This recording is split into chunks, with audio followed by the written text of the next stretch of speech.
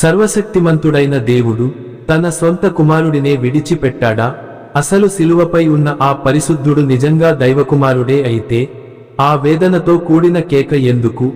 ఆ 3 గంటల గాఢాంధకారం వెనుక ఏ రహస్యం దాగి ఉంది?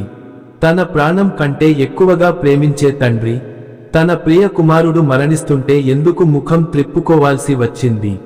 మీ జీవితంలో ఎప్పుడైనా దేవుడు నన్ను విడిచిపెట్టాడు, నేను ఒంటరివాడిని అయిపోయాను అని మీకు అనిపించిందా? మీ ప్రార్థనలు ఆకాశాన్ని దాటడం లేదని, దేవుడు మీ మొర వినడం లేదని మీరు కృంగిపోతున్నారా? ఆ ప్రతి ప్రశ్నకు సమాధానం గొల్గొత్తా కొండపై వినిపించిన ఆ ఒక్క మాటలోనే ఉంది. ప్రశాంతంగా ఉన్న ఈ సమయంలో ఒక్క క్షణం మీ కళ్ళు మూసుకోండి. ఆ భయంకరమైన దృశ్యాన్ని మీ కళ్ళ ముందు ఊహించుకోండి. మధ్యాహ్నం 3 గంటల సమయం, కానీ సూర్యుడు మాయమైపోయాడు. లోకమంతా భయంకరమైన చీకటి కమ్ముకుంది. అది గ్రహణం కాదు, అది ప్రకృతి సిద్ధంగా జరిగిన మార్పు కాదు, అది సృష్టికర్త పడుతున్న వేదనకు గుర్తు.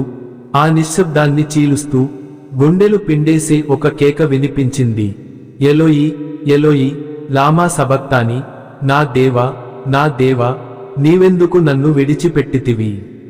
మత్తయి సువార్త 27వ అధ్యాయం 46వ వచనంలోని ఈ మాట కేవలం ఒక మనిషి వేదన కాదు, అది దేవుని ప్రేమకు మరియు ఆయన న్యాయానికి మధ్య జరిగిన ఒక గొప్ప యుద్ధం. ఈ రోజు మనం ఆ శిలువ కేక వెనుక ఉన్న అద్భుతమైన, కన్నీళ్లు తెప్పించే సత్యాన్ని అత్యంత గౌరవపూర్వకంగా లోతుగా ధ్యానిద్దాం. గొల్గొత్తా కొండపై మన ప్రభువు వారు 6 గంటలుగా శిలువపై వ్రేలాడుతున్నారు.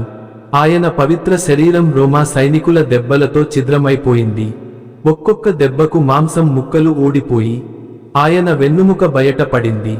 తల మీద ముండ్ల కిరీటం గుచ్చుకుపోతుంటే కళ్లలోకి రక్తం కారుతోంది. చేతులు మరియు కాళ్లలో మేకులు మాంసాన్ని చీల్చుకుంటూ వెళ్ళాయి. ఒక్కసారి ఊహించుకోండి, ప్రతి శ్వాస తీసుకోవడానికి ఆయన తన మేకులపై బరువు వేసి పైకి లేవాలి. ప్రతి శ్వాస మన రక్షకునికి ఒక పెద్ద యుద్ధంలా మారింది. శారీరక హింస ఒక ఎత్తైతే, చుట్టూ ఉన్న మనుషుల అవమానం మరొక ఎత్తు. అక్కడ ఉన్న శాస్త్రులు, పరిసయ్యులు పరిహసిస్తున్నారు. ఒకవేళ నీవు దేవుని కుమారుడివి అయితే ఇప్పుడే ఆ శిలువ దిగిరా, అప్పుడు నిన్ను నమ్ముతాం అని ఎగతాళి చేస్తున్నారు. కాని సరిగ్గా ఆ సమయంలోనే ఆకాశం నల్లగా మారిపోయింది. 3 గంటల పాటు భూమి మీద గాఢాంధకారం ఆవరించింది. అది పరలోకపు తండ్రి తన ఉగ్రతను కుమ్మరిస్తున్న సమయం. లోక రక్షకుడు అంతకుముందు ఎన్నో మాటలు పలికారు, శత్రువులను క్షమించమని ప్రార్థించారు, పక్కనున్న దొంగకు పరదైసు వాగ్దానం చేశారు. కాని ఈ 4వ మాటలో ఉన్న వేదన మరే మాటలోనూ లేదు. ఇక్కడ లోక రక్షకుడు తండ్రి అని పిలవకుండా నా దేవా అని పిలుస్తున్నారు. ఆ పిలుపులో ఉన్న దూరం, ఆ పిలుపులో ఉన్న ఒంటరితనం వర్ణనాతీతం. పాత నిబంధన గ్రంథాన్ని మనం గమనిస్తే 1000 సంవత్సరాల క్రితమే భక్తుడైన దావీదు కీర్తనల గ్రంథం 22వ అధ్యాయం 1వ వచనంలో ఈ మాటను ప్రవచించాడు.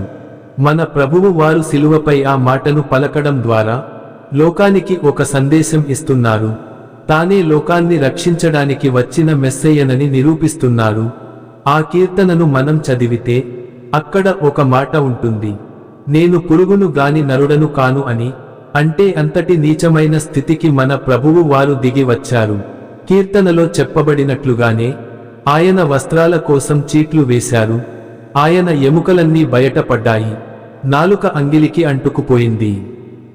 దేవుడు ఎప్పుడూ తన భక్తులను విడిచిపెట్టలేదు. సింహాల బోనులో ఉన్న దానియేలును విడిచిపెట్టలేదు. అగ్నిగుండంలో ఉన్న షద్రక్ మేషక్ అబేద్నెగోలను విడిచిపెట్టలేదు. కాని తన ఏకైక కుమారుడి విషయంలో మాత్రం మౌనంగా ఉండిపోయారు. అబ్రాహాము తన కుమారుడిని బలి ఇవ్వబోతుంటే వద్దు అని ఆపిన దేవుడు తన సొంత కుమారుడి ప్రాణం పోతుంటే ఎందుకు అడ్డుకోలేదు? ఎందుకంటే ఆ క్షణాన అక్కడ ఒక బలి అర్పించబడాలి. అది నీ కోసం, నా కోసం జరగాల్సిన పరమ త్యాగం. ఆ త్యాగం జరగకపోతే మనకు విముక్తి లేదు. దీని వెనుక ఉన్న అసలు కారణం మీ పాపం మరియు నా పాపం. పరిశుద్ధుడైన దేవుడు పాపాన్ని ఏమాత్రం సహించలేడు. ఆయన కళ్ళు పాపాన్ని చూడలేనంత పవిత్రమైనవి. ఆ క్షణాన లోకమంతటి పాప భారమంతా మన రక్షకుని మీద మోపబడింది. మీరు చేసిన తప్పులు, నేను చేసిన పొరపాట్లు, మానవజాతి చరిత్రలో జరిగిన ప్రతి ఘోరమైన పాపం ఆయన భుజాల మీదకు వచ్చింది. బైబిల్ చెబుతోంది, పాపము ఎరుగని ఆయనను మన కోసము పాపముగా చేసెను అని. మన ప్రభువు వారు పాపముగా మారిన ఆ నిమిషంలో పరిశుద్ధుడైన తండ్రి తన పవిత్రమైన ముఖాన్ని త్రిప్పుకున్నాడు. తండ్రికి కుమారుడికి మధ్య ఉన్న ఆ నిరంతర ప్రేమ బంధం మొదటిసారి తెగిపోయింది. దేవునికి దూరమవ్వడమే నిజమైన నరకం. ఆ నరకాన్ని మన ప్రభువు వారు ఆ 3 గంటల చీకటిలో అనుభవించారు. యుగయుగాలుగా తండ్రి ప్రేమలో మునిగి తేలిన కుమారుడు మొదటిసారి ఆ ప్రేమను కోల్పోయి ఘోరమైన ఒంటరివాడయ్యాడు. అందుకే ఆ గుండె కోతతో, ఆ ఆవేదనతో, నా దేవా నీవెందుకు నన్ను విడిచిపెట్టితివి అని కేక వేశారు.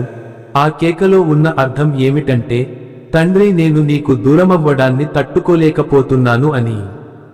ప్రియమైన స్నేహితులారా, ఇక్కడ ఉన్న మర్మం వింటే మీ కళ్ళు చెమర్చుతాయి. దేవుడు తన ప్రియ కుమారుడిని ఎందుకు విడిచిపెట్టాడో తెలుసా? మిమ్మల్ని ఎన్నడూ విడిచిపెట్టకూడదని. మన రక్షకుడు ఆ క్షణం ఒంటరివాడయ్యాడు కాబట్టే ఈ రోజు మీరు దేవునితో సహవాసం చేయగలుగుతున్నారు. ఆయన నా దేవా అని ఆక్రందించాడు కాబట్టే ఈ రోజు మనం దేవుడిని నా తండ్రి అని ప్రేమతో పిలవగలుగుతున్నాం. మనకు రావలసిన తీర్పును ఆయన భరించాడు. మనకు రావలసిన శాపాన్ని ఆయన మోశాడు. మనకు రావలసిన నరకాన్ని ఆయన శిలువపై రుచి చూశాడు. ఇది దేవునికి తన కుమారుడి మీద ఉన్న కోపం కాదు. ఇది నీ మీద, నా మీద ఉన్న అపారమైన, కొలవలేనంతటి ప్రేమ. తన కుమారుడిని బలి ఇచ్చి శత్రువులైన మనల్ని ఆయన తన బిడ్డలుగా స్వీకరించాడు. ఇంతకంటే గొప్ప ప్రేమ ఈ విశ్వంలో ఎక్కడైనా ఉంటుందా అని ఒక్కసారి ఆలోచించండి. ఆయన విడనాడబడ్డాడు కాబట్టే మనకు దేవుని సన్నిధి దొరికింది. ఈ రోజు మీ జీవితంలో మీరు కృంగిపోతున్నారా? ఆర్థిక ఇబ్బందులు మిమ్మల్ని చుట్టుముట్టాయా? అనారోగ్యం మిమ్మల్ని బాధిస్తోందా? అందరూ నన్ను వదిలేశారు, నా జీవితం ముగిసిపోయింది అని మీరు ఒంటరిగా ఏడుస్తున్నారా? అయితే గొల్గొతా శిలువ వైపు ఒక్కసారి కళ్ళు ఎత్తి చూడండి. మీకోసం విడనాడబడిన రక్షకుడు అక్కడ మీకు కనిపిస్తారు. ఆయనను తండ్రి విడిచిపెట్టాడు కాబట్టే ఆయన ఈ రోజు నీతో ధైర్యంగా చెప్పగలడు, నిన్ను ఏమాత్రం విడువను, నిన్ను ఎన్నడూ ఎడబాయను అని. మనుషులు నిన్ను వదిలేయవచ్చు, స్నేహితులు నిన్ను మరచిపోవచ్చు, కానీ శిలువపై నీ శిక్షను మోసిన రక్షకుడు నిన్ను ఎప్పటికీ వదలడు. ఈ గొప్ప ప్రేమను అర్థం చేసుకుని మీ హృదయాన్ని ఆ పరిశుద్ధుడికి అప్పగించండి. మీరు ఎంత పాపి అయినా, ఎంతటి దౌర్భాగ్య స్థితిలో ఉన్నా ఆయన మిమ్మల్ని చేరదీయడానికి సిద్ధంగా ఉన్నారు. ఎందుకంటే మీ పాపపు లెక్కలన్నీ ఆయన శిలువపై చెల్లించేశారు. ఈ అద్భుతమైన త్యాగాన్ని తలపోస్తూ కన్నీళ్లతో దేవునికి కృతజ్ఞతలు చెబుదాం. ఈ సందేశం మీ హృదయాన్ని తాకితే దీన్ని ఇతరులకు కూడా పంచండి. తండ్రి ప్రేమ నుండి ఎవరూ దూరం కాకూడదనేదే మన ప్రభువు వారి ఆశ.